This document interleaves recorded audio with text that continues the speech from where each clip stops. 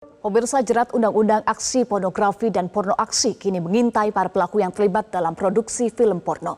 Silang pendapat saat para pemeran justru kompak mengaku sebagai korban penipuan sang sutradara.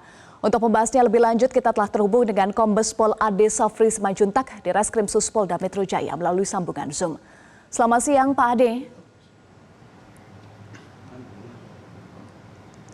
Pak Ade.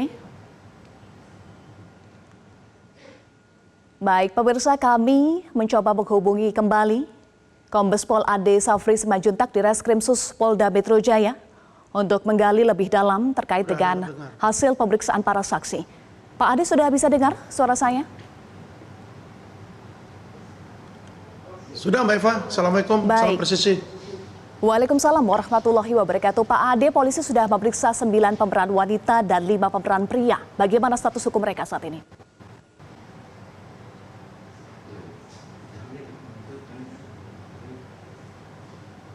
Pak Ade? Pak Ade, apakah bisa mendengar suara saya? Terputus ya, saya ulangi. Pertanyaannya, Pak Ade, polisi sudah memeriksa 9 pemeran wanita dan 5 pemeran pria ya. Bagaimana status hukum mereka saat ini, Pak Ade? Ya, betul, Mbak. Jadi dari 11 orang talent wanita maupun 5 orang talent pria yang terlibat dalam pembuatan film dewasa yang bermuatan asusila maupun pornografi. Dari 11 talent wanita telah kita lakukan pemeriksaan 9 orang talent wanita. Terakhir kemarin pada tanggal 22 hari Jumat kita lakukan pemeriksaan terhadap 1 orang saksi talent wanita, dan kemudian 5 orang talent pria secara keseluruhan telah kita lakukan pemeriksaan dan hadir di hadapan penyidik untuk dilakukan pemeriksaan. Adapun kapasitas 9 orang talent wanita dan 5 orang talent pria ini dalam kapasitas sebagai saksi. Nanti setelah itu kita mengagendakan pada minggu ini kita akan melakukan pemeriksaan terhadap para ahli. Ada 6 ahli yang kita libatkan dalam penyidikan dugaan tindak pidana terjadi, 2 ahli ITE, 2 ahli pidana, dan 2 ahli di bidang pornografi. Dan setelah itu nanti kita akan agendakan gelar perkara untuk memberikan kepastian hukum, di mana salah satunya adalah gelar perkara penetapan tersangka.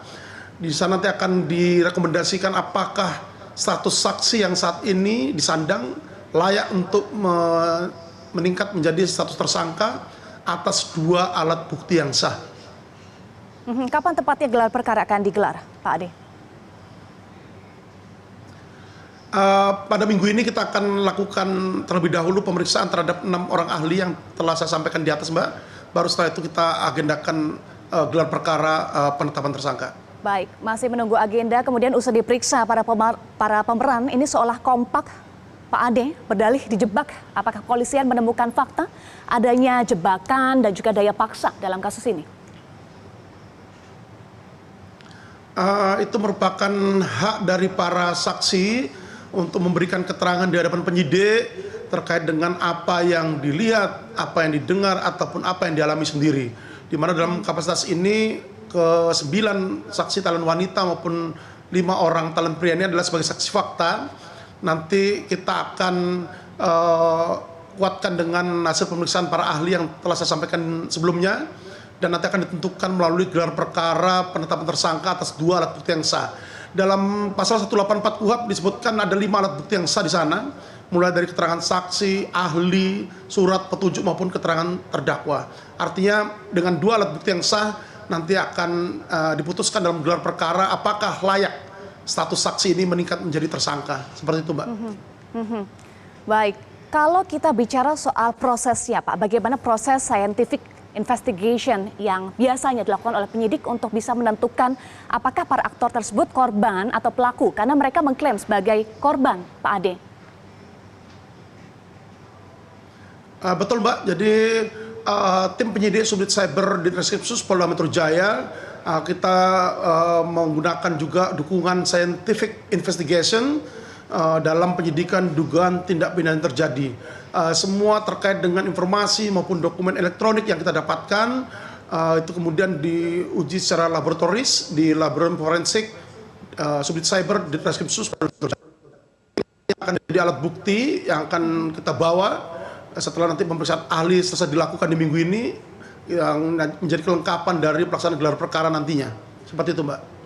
Baik, bagaimana dengan keterangan sutradara yang sudah lebih dulu ditetapkan sebagai tersangka? Apakah ia mengakui adanya paksaan dari sang sutradara? Jadi untuk kelima orang tersangka yang merupakan kru rumah produksi film porno dimaksud, dan salah satunya adalah tersangka SE yang berperan sebagai sekretaris dan juga merupakan talent, salah satu talent wanita yang dilibatkan dalam pembuatan film dewasa dimaksud. Telah kita kirimkan pemeriksa ulangi, kita sudah kirimkan berkas perkara tahap 1 ke JPU DKI Jakarta dalam rangka penelitian berkas perkara.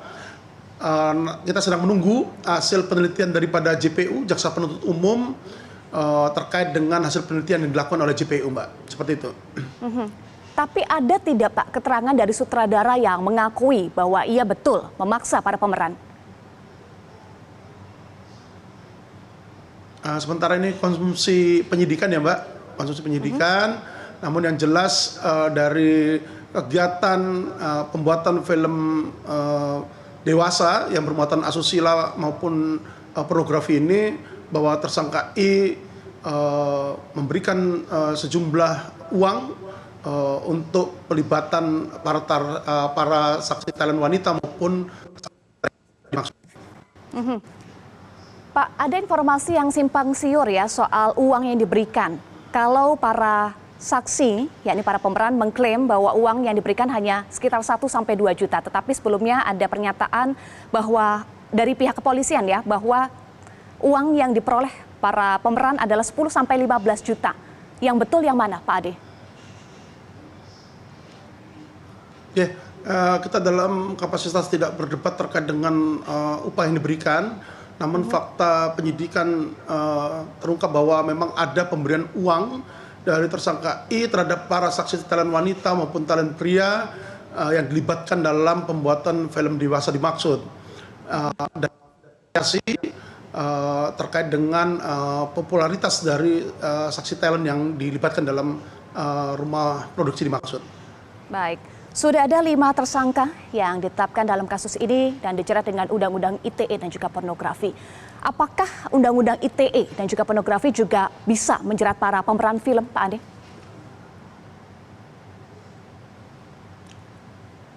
Untuk pemeran ataupun saksi talent wanita maupun pria, kita menerapkan dalam penyelidikan dan penyidikannya, kita menerapkan Undang-Undang Nomor 44 Tahun 2008 terkait dengan pornografi, Pak.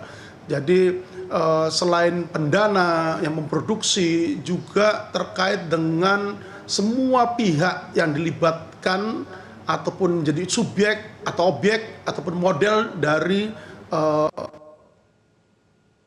pornografi. Itu yang kita sedang melakukan penyidikan terkait dengan dugaan tindak pidana yang terjadi, Mbak. Baik. Pak Ade, artinya masih ada 2 pemeran ya yang belum diperiksa. Kapan jadwal pemeriksaan ulangnya akan dilakukan, Pak Ade?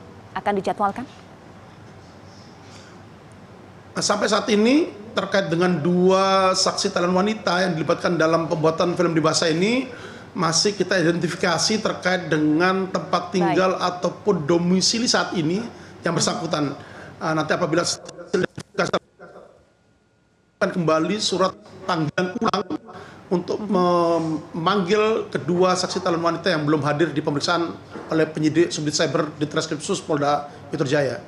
Baik, kasus masih bergulir, sejumlah saksi juga masih terus diperiksa. Terima kasih Ditreskrimsus Polda Metro Jaya, Kombes Pol Ade Safri Simanjuntak sudah bergabung bersama kami di Metro Siang.